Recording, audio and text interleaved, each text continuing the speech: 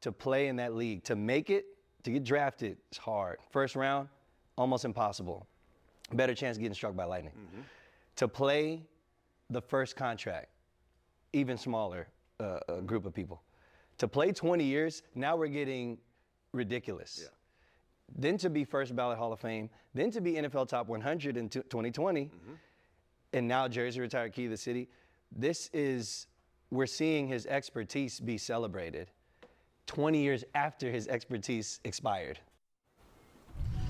That is a very proud Jared Green, son of Daryl. The two recently stopped by the WSA 9 studios, and I chatted with Papa Green about what this weekend celebration of his career means to him. People need validation from other human beings. I get validation from God, the Spirit of God. But then God gives me validation through the voice of people sometimes too.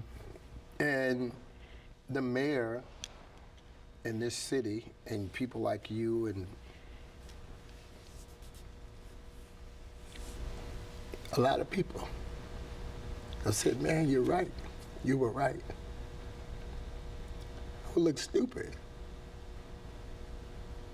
I had to go get that money, go to that other team, whatever, be that dude. But man, I didn't touch it. I didn't touch it. It was Daryl Green. Okay, thank y'all. I didn't touch it, man. And I just think this may be people celebrate me, but I think it's God. We're going to be on that field Sunday. I've been told you only get 3 minutes. I know how you talk.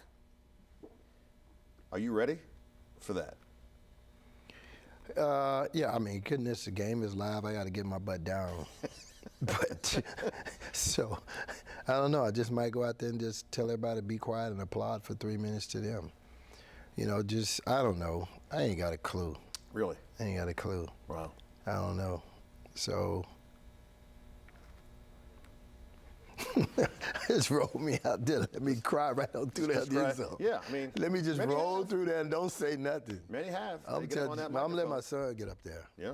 Say, man, he can't talk, y'all. I got this. So Dad wants y'all to know and then get out. I don't know. I don't even worry about that. I ain't got to be eloquent. I ain't got to be nothing. I'm just going to be there. I don't know. Quit asking me all these hard questions.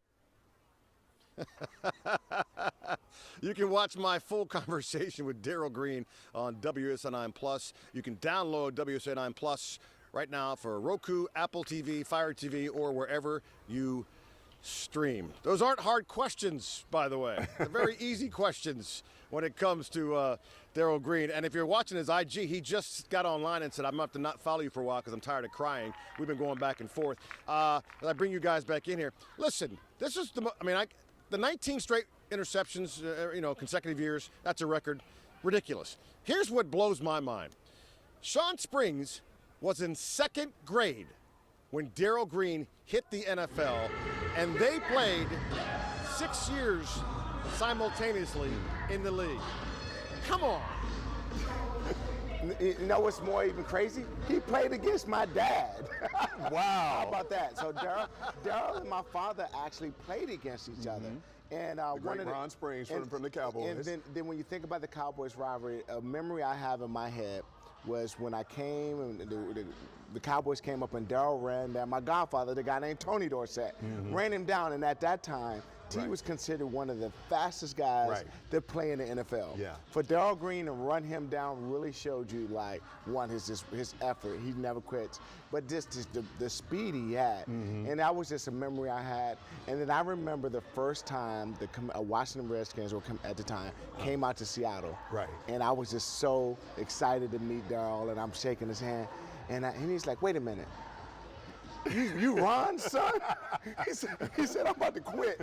But he played 6 more years or 8 more years. Wow. And he was like, I'm about to quit. But I was just so thankful for the opportunity to be able to sit there. And I asked him questions before the game. And he started talking. He would laugh, and he would give me little pointers. And the thing that I just remember him saying is just like, man, give all the credit to God, and your career will be good. And that stuck with me. And Darryl was just he's just a good human. He's an even better human than he is a football player. Yeah, and the consistency for me, because like you said, when I first saw him when I was a kid, I'm not going to tell you how old I was, but when I saw him on TV run down to the legendary Tony Dorsett, that was crazy. And even before then, that year in preseason, the first time he touched the ball against the Atlanta Falcons in preseason, it was a 60-something yard punt return for a touchdown, and that was like a glimpse into the greatness that is Darryl, that was going to be Darryl Green, and the fact that he was a track star when he was in college, and the fact that he was a first-round draft pick, and that he, like his son said, he turned that into a 20-year career. Great career. Like, there was never a drop-off with Darryl Green. He just said, okay, it's time for me to go. But there wasn't a huge drop-off. 4.09. Yeah. 4.09. Yeah, right. That's super fast. 4.09. That's really fast. 4.09. 4.09. That's my GPA. 4.09. That was my GPA in high school. I can't even believe that. I don't think so. Raj. Yeah, that makes chick laugh. That was amazing. And the other thing is, listen, guys, the other thing is, and I'm sure he'll talk about it, he wasn't just a football player. He's been so much more. And the guy left this team because of the former owner, Dan Snyder. And now, with this new regime, he is back full force. Right.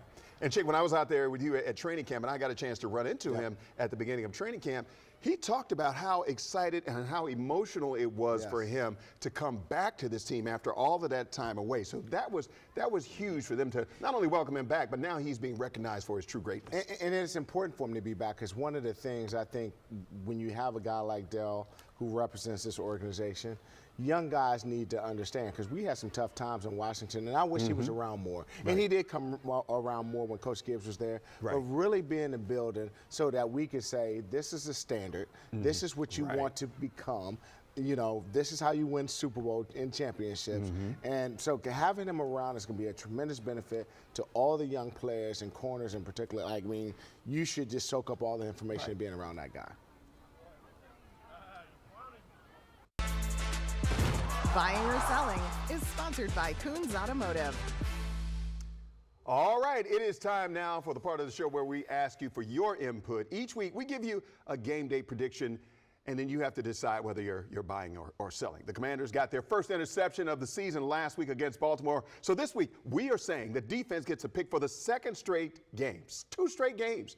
You would think on the day that they honor the legendary Darryl Green, that the team gets at least 1 interception. So we're going to start with Chick. Are you buying or are you selling that they will get a pick today against Andy Dalton? Oh, I am buying. I am all in on getting a pick. Listen, Carolina is tied for the league lead in interceptions with 7. Bryce Love has thrown 3. Andy Dalton's thrown 4. I think Joe Witt Jr. has gotten into these guys a little bit this week, like we need more turnover. So I am absolutely buying on Darryl Green jersey retirement day that they get at least 1 interception. And Mike Samerstill, I think, is going to start on a run here.